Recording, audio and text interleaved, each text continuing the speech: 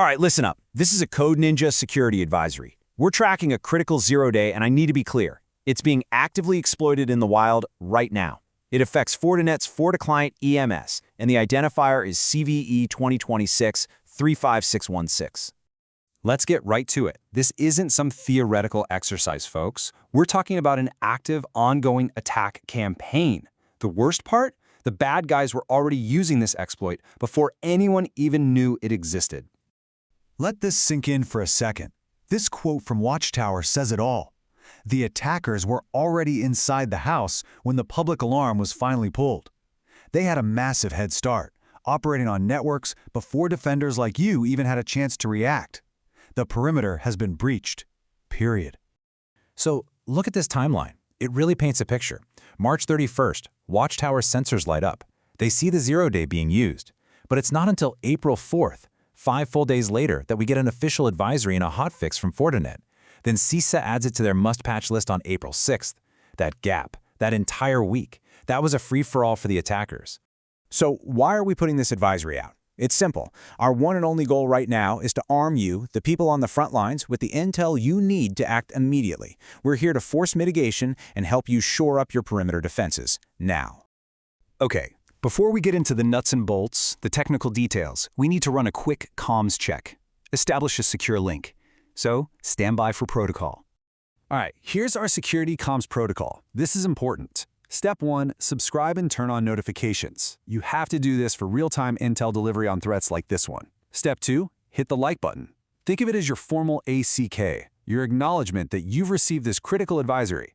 And step 3, comment with your status. Are you patched? Are you vulnerable? Let us know. This is crucial for us to map the blast radius in real time. Okay, comms check is complete. Let's move on. We're now going into the deep dive to understand just how bad this is. Let's define the blast radius. First thing you need to see is the score, a 9.1. That is firmly in the critical territory. To put that in perspective, a score this high means it's easy to exploit from anywhere in the world, it doesn't require anyone to click a link or open a file, and it leads to a total system takeover. It really doesn't get much worse than this. So what is the vulnerability? The technical term is improper access control. Let me translate that for you. It means an attacker, anyone, anywhere, with no password, can send a malicious API request to your server and just take it over. That's it. They get full remote code execution. No login, no tricks, just complete compromise. And you've got to understand what this server does. The FortiClient EMS isn't just some random box. It's the central command for your entire fleet of endpoints. It's what pushes out security policies, manages VPN connections, sets firewall rules, everything. If an attacker owns this server, they literally have the keys to the kingdom. They own your endpoints. Okay, let's be crystal clear about who's at risk. Look at this table. If your FortiClient EMS is version 7.4.5 or 7.4.6, you are vulnerable. Full stop. You need to act right now. The good news? If you're on 7.2 or an earlier version, you are not affected by this specific vulnerability. All right, we've covered the what and the why. Now for the most important part, what you need to do about it. This is your actionable defense protocol. These are your marching orders, effective immediately. The community has already stepped up, which is great to see. You've got 2 solid open-source tools to help you out. First, the Bishop Fox scanner. This one checks if the hotfix is actually applied correctly. It's a great way to validate your patch. Then there's the FIVAR54 detector. This one goes a little deeper and checks if the core vulnerability itself is exposed. I recommend using both. Verify your exposure, then verify your fix.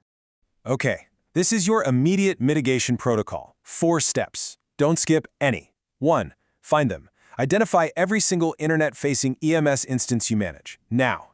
2. Patch them. Apply Fortinet's out-of-band hotfix immediately. This is non-negotiable. 3. Hunt.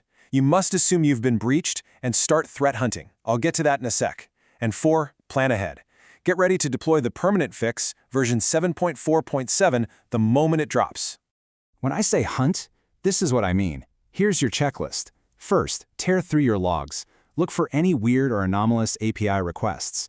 Then, start auditing. Check your endpoint security policies, your VPN configs, your firewall rules, and especially your admin accounts. You're looking for any change, no matter how small, that your team can't account for. And this next part is absolutely critical.